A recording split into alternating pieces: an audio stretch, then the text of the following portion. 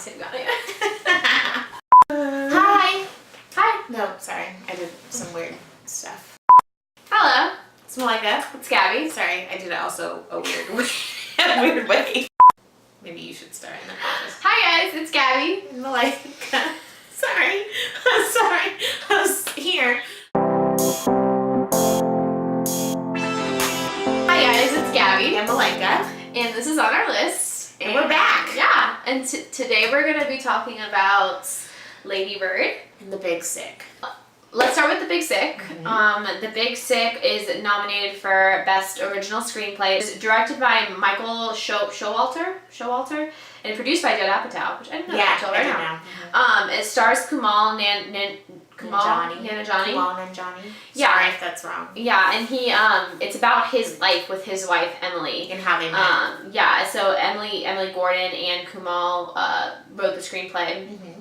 And Emily is played by the actor Zoe Kazan. Mm-hmm. And it's about Kumail like starting out like as being a struggling comedian and like how he starts out. Mm-hmm. He comes from a strict Pakistani family. Mm-hmm. They still follow like the practice of arranged marriage. Right. They expect their children to be like, you know, a doctor, a lawyer. Yeah, he's not quite going down the path that they want. Like but they're still holding out for this arranged marriage. Yeah, like dating, really like getting married to to somebody who isn't Pakistani is like not no the business. Yeah. Yeah. So anyway, he meets his future wife Emily, and they date for like I think it's like 5 or 6 months. It is. And she kind of like they get to the point in the relationship where she's like, where is this going? I want to meet your parents. Like, where is this going? I want you to meet my parents. Yeah. That kind of thing. And he's kind of standoffish about it.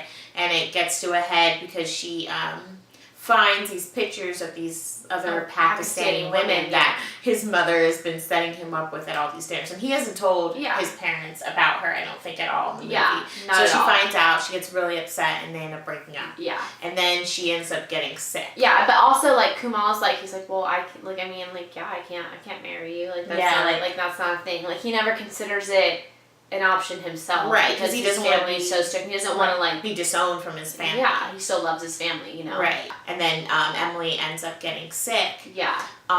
They can't figure out what's wrong with her. I'm still not even sure like what even occurred to her. Yeah, I really don't. I think she had had an infection. Yeah, an infection with that an undetectable spread. vacation that spread. Yeah.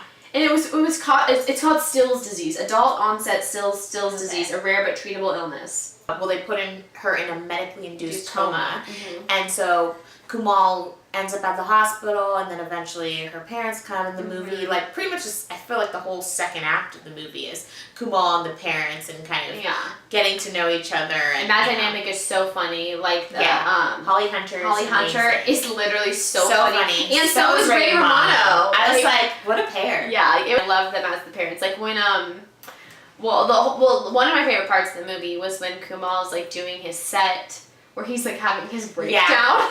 Where like basically Emily's in the hospital and he knows she's there and he's like not there and he's like, I need to be there, and like has like full on mental breakdown. Kumail has super dry humor, and I appreciate that and love that and think it was really good. And I think like the way Ray Romano's humor like is alongside Kumail's, like I think it paired nicely. Right. And you know what was a good like thing that they did in the film, which I've just kind of put together. You know, in the film, you know, Ray Romano, the dad, his character, he tells Kumail that like he had cheated on the wife, and it's kind of like this thing where it's like, you know, when you really love somebody, even when you mess up so badly, you come back and you try to like figure it out. The wife knows.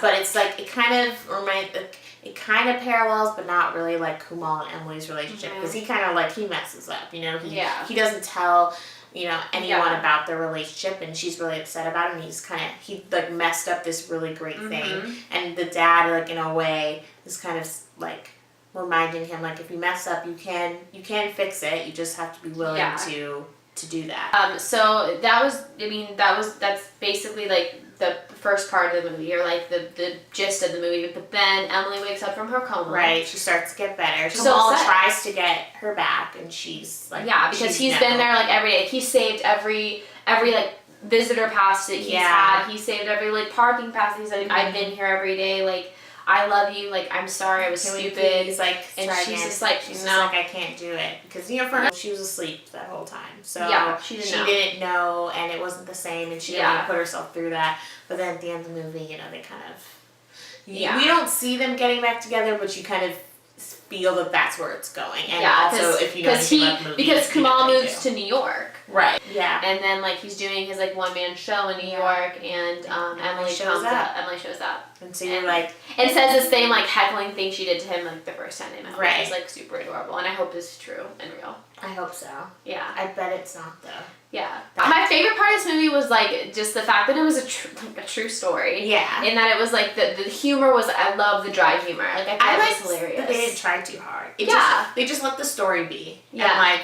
didn't try to come up with like a bunch of... I didn't feel like, they're trying to make something funny. And that's why it was nominated for original screenplay. Like, the people are just funny. Yeah. And, like, the story is funny. Just funny. And the way they acted it was funny. Like, it wasn't like, let's put a joke in here. So while The Big Sick is not, like, nominated for best the picture nominated for the Oscars, I'm going to put it, like, in terms of, like, 1 to 10. Just 1 to 10, but 10 is the best, 1 is the worst. I'll give it... I'm going to give it a 7.5.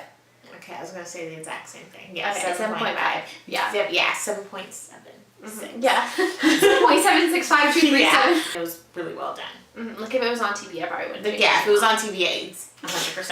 Like, if it was on whatever channel, Freeform, I would sit and watch Freeform. Freeform.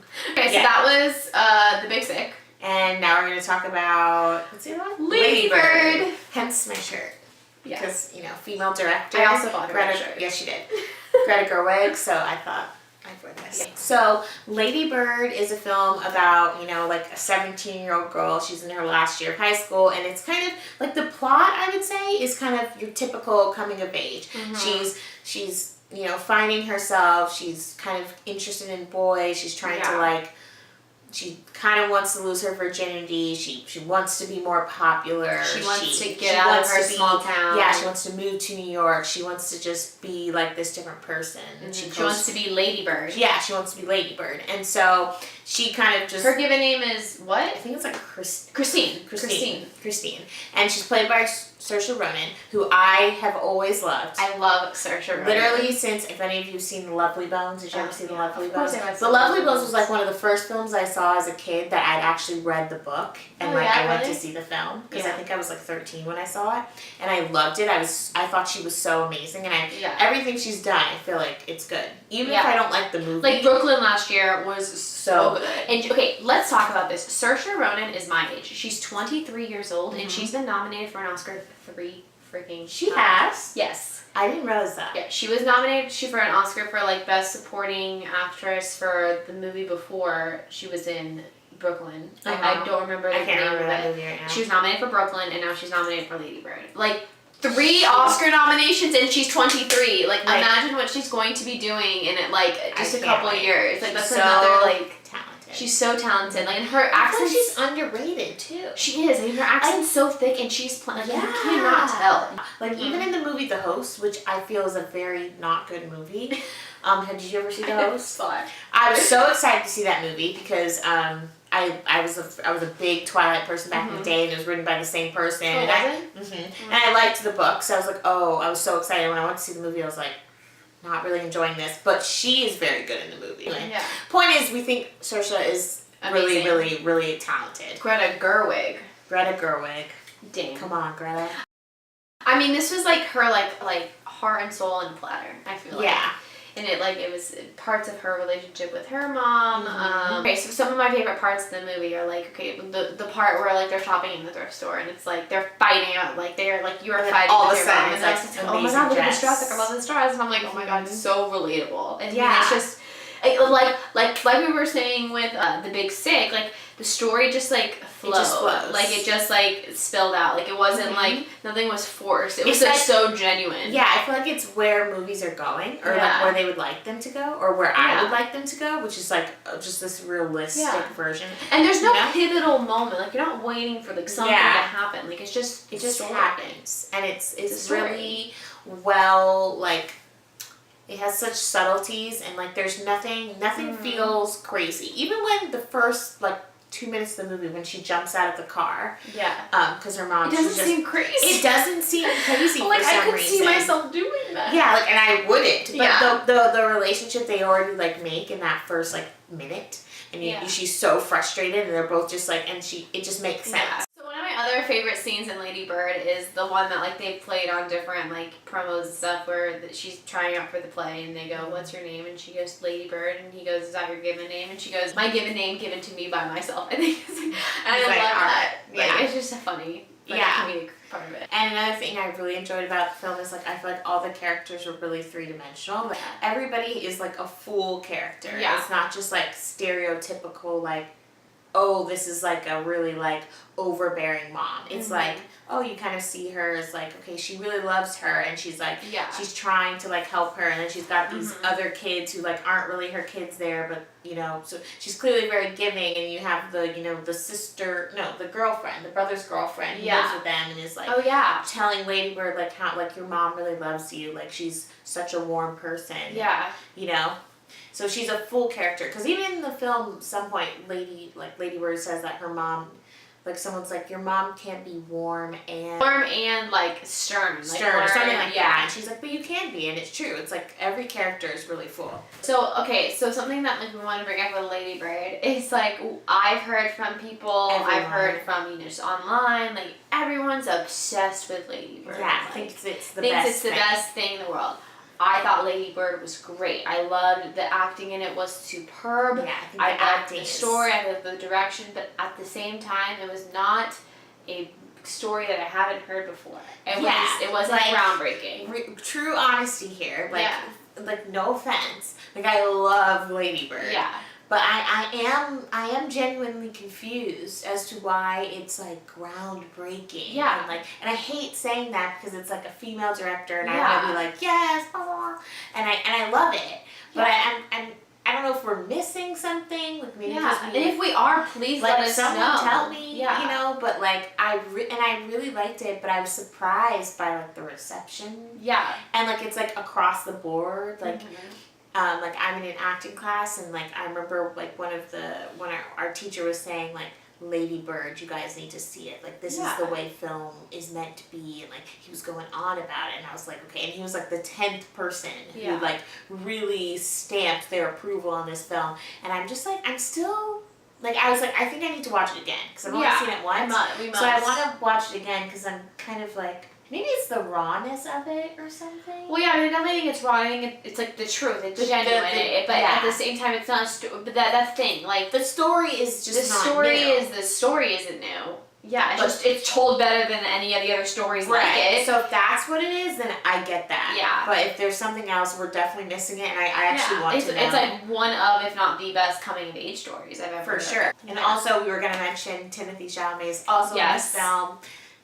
He's the love interest kind of at the end of it. Yeah, he does a really good job. He has a small part in this film, but I still think his part is, valid, and it's really it's interesting. And the other guy, I think his name is Lucas. In Manchester by the Sea last year. Who did amazing. I thought he was really good in this. He was so good in this. It's something I really want to bring up with Lady Bird is religion played a really big part of it, and so she goes to this Catholic high school. She's when she goes applying to college, she goes, "I'm not applying to one Catholic college," and almost she laughs, and she goes, "No offense," it was super funny. But at the same time, so she ends up going to college in New York, and it's kind of where you see the end of the movie at where she's at.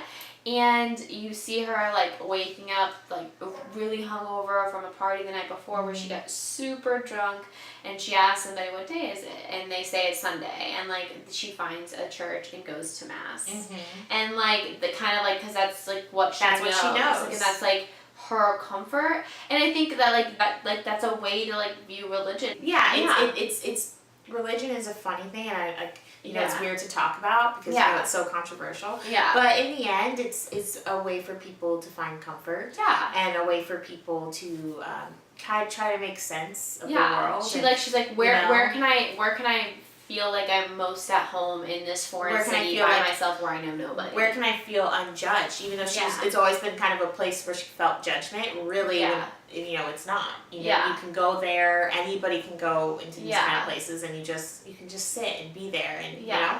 And I think she's also realizing that her dream is to come to New York, and she gets to New York and realizes like, okay, but this isn't home. These aren't those little country roads. My mom's not here. My dad's not here. It's just that whole like transition. I love the dad in this too. Really good dads in movies. Really, all the dads lately just really hitting out the park. Really, just really like just no cliche dads I've noticed in a lot of films this year. Yeah, which is really exciting. Dads who are involved in their child. Yeah, that's true. We're interested in their children. Involved in like what's going on and very like aware of their feelings.